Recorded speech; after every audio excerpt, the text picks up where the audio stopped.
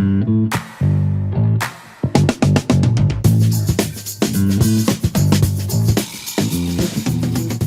podcast is brought to you by the Omni Talk Retail Podcast Network, ranked in the top 10% of all podcasts globally, and currently the only retail podcast ranked in the top 100 of all business podcasts on Apple Podcasts. The Omni Talk Retail Podcast Network is the network that we hope makes you feel a little smarter, but most importantly, a little happier each week too. And today's podcast is just one of the many great podcasts you can find from us here at the Omni Talk Retail Podcast Network, alongside our Retail Daily Minute, which brings you a curated selection of the most important retail headlines every morning, and our signature podcast, the Retail Fast Five, that breaks down each week the top 5 headlines making waves in the world of omnichannel retailing. It comes your way every Wednesday afternoon. I'm one of your co-hosts for today's Spotlight Series interview, Ann Mazinga. And I'm Chris Walton. So, Chris, today we have a special kind of spotlight on what I hesitate to call a conference. It's more of a retail retreat and retail organization. And the perfect person to explain this to us firsthand is a guest and good friend of the Omni Talk Retail Podcast, Krystina Gustafson, the Chief Content Officer and the co-founder of RetailClub. Krystina, welcome to the show. It's good to have you back on. It's so wonderful to see you guys. Thanks for having me. Yes, it's great to see you again. I mean, for those that have been with us for a long time, they no doubt know who you are through your work at Shoptalk, and also you've been on many of our programs over these past few years as well. So it's good to have you back. But for those maybe that aren't as familiar with you, Krystina, why don't you tell our audience a little bit about yourself, and then also about your other co-founders that are involved in the Retail Club? Yeah, happy to do that. Well, I like to think of myself first and foremost as a reformed journalist. I actually started my career as a retail reporter over at CNBC and also spent a couple of years over at WWD. But as you guys mentioned, made the jump over to the Shoptalk ship back in 2017. I actually attended the show when I was covering it for CNBC and was completely blown away by the event, the community, and the founders. And so was there leading the content team across Shoptalk, Grocery Shop, and Shoptalk Europe for several years. That's where I got synced up with the other founders of RetailClub, Anil and Simran Agarwal. They actually founded, scaled, and sold Shoptalk, Grocery Shop, and a couple of other, tiny events, Money 2020 and FinTech Meetup. Just those. So they've been around the block. And Caroline Farley, who is also on the executive team over at Shoptalk and was one of the founders of Grocery Shop and FinTech Meetup as well. So we're really excited to have the band back together. And hey, we know events, we know retail, and we're ready to dive in. Awesome. So what is the goal of this quote unquote retail club? It's a great question. So RetailClub really is an entirely new retreats business. We are going to be launching with our first retreat, which is an AI deep dive retreat in less than 90 days. We are moving at the speed of AI. So our first retreat is actually going to be September 14th to 17th in Huntington Beach, California. And to your question about goals, I would say really, Chris, it's twofold. The first is we are really trying to build the retail industry's AI native community. So if we think back to the early days of Shoptalk, our goal really was to help retail go digital. Our goal for RetailClub is to help it go AI. And then our second goal is actually to just kind of reinvent the wheel. As I mentioned, our founders were true visionaries when it came to building large-scale events. I think, there's always going to be a place in the market for those large-scale events, but they saw a real need for something that's much more collaborative, a place where people can really come and share. And so really we're ripping up the traditional events playbook is probably the long and short of it, thinking no booths, no expo hall, not much traditional content, and really just kind of focusing on how can we really serve the retail industry at a critical juncture when things are happening fast and furious as it comes to AI innovation. No booths, sign me up. Oh my God, no booths. That's like crazy talk. At first I thought you said no booze, Krystina. And I was like, that's even crazier talk. I don't know if I'm ready for that one. I know that's the trend, but if I know this group, they always show us a very, very good time. Okay, so Krystina, the AI Deep Dive Retreat, it's the first event for RetailClub. What are some of the kind of key themes that people should expect going into this retreat? What should they kind of hope to take away?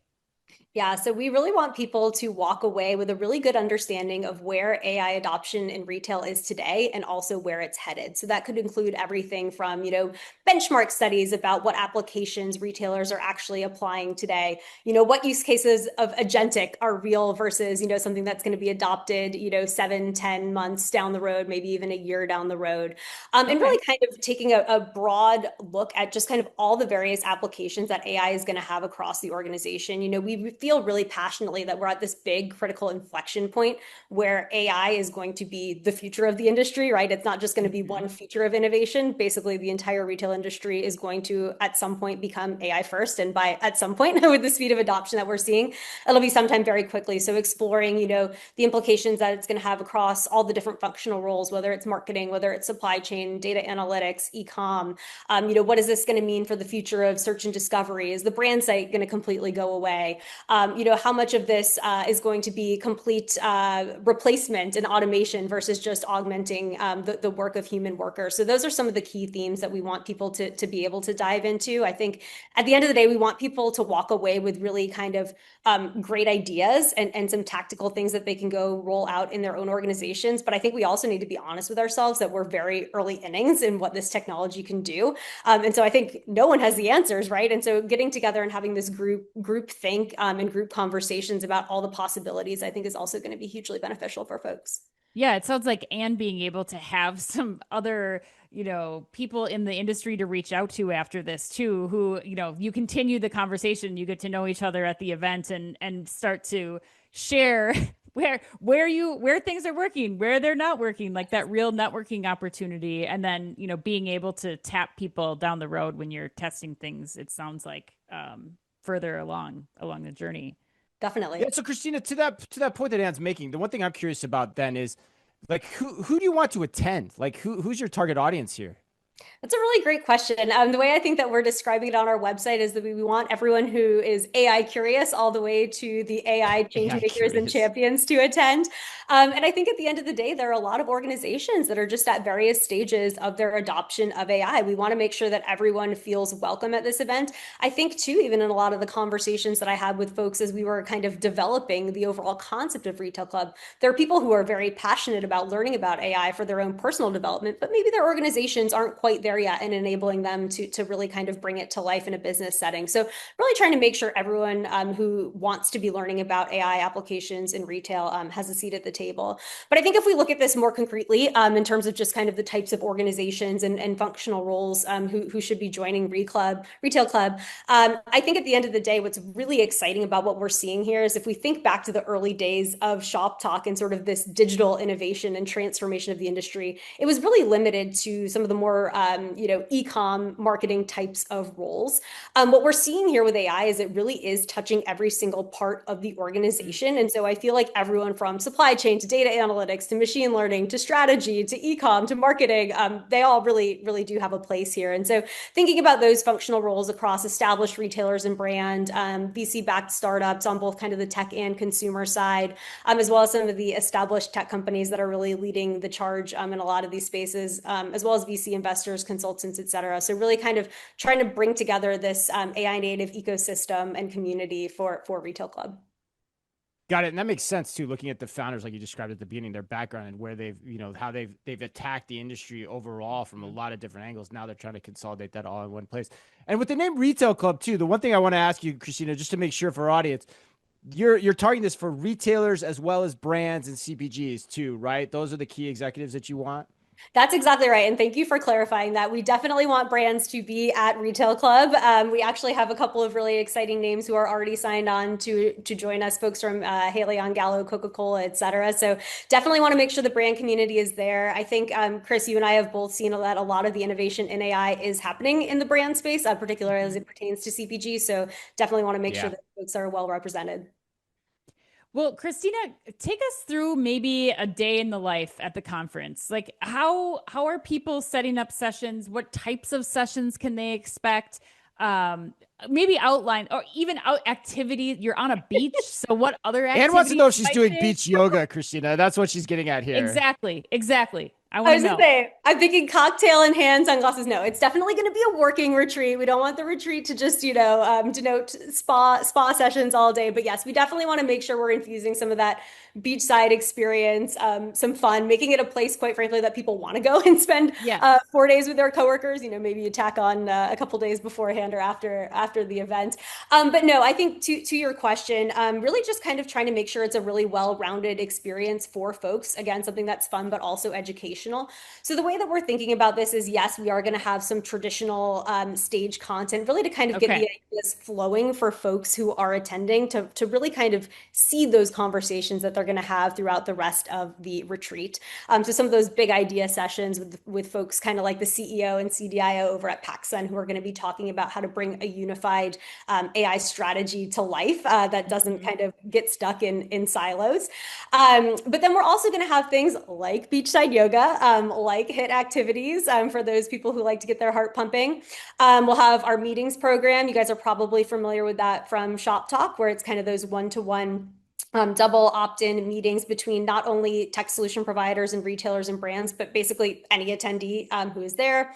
We'll have peer group discussions. We'll have expert-led workshops where we'll really have kind of that thought leader expert leading a dialogue among, let's call it, up to 30 participants on some of the key topics. And then one thing I'm really excited about is our level up trainings where people can get hands-on with things like, how to do vibe coding, how to master prompt engineering, even how to use AI as your personal assistant. So we're really just kind of trying to Oh, be creative about the formats and the types of learnings that people have. Well, and Krystina, it sounds like, and correct me if I'm wrong, but it sounds like you're also hitting on, especially with some of these sessions where it's a max of 30 people, with speakers like the CDO and the CEO of PacSun. Like typically at a conference, you're there on stage, they're swarmed with people at the end. You don't really get to continue that conversation. But am I correct in assuming that this might be different in that way, where you really do get to have more interaction, whether that's in the meetings or in these smaller groups, than you would at a traditional conference? Yeah, it's a really great question. And actually, like, we're trying to rethink every part of this experience. And so, not even just calling them speakers anymore, but calling them speakers and discussion leaders, right? Because at the end of the day, that's what we want them to That's do. We cool. want them to facilitate the dialogue with the participants in their sessions, ask them questions, challenge their ways of thinking, share their own experiences along the way. So, I think of it much more as an interactive workshop.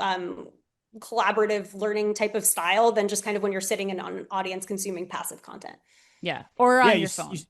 Yeah, or on your phone, or on your checking phone, your right? emails. Right. Yeah, you said curious before. That's the word that keeps coming to mind for me. Like you want people that are really curious about how things are going to change and want to learn from everyone at this conference in terms of how they should be thinking about things. So that's really interesting. So on that point, our last question for you then, Krystina, is what are you most excited about and why do you think this is a can't miss event?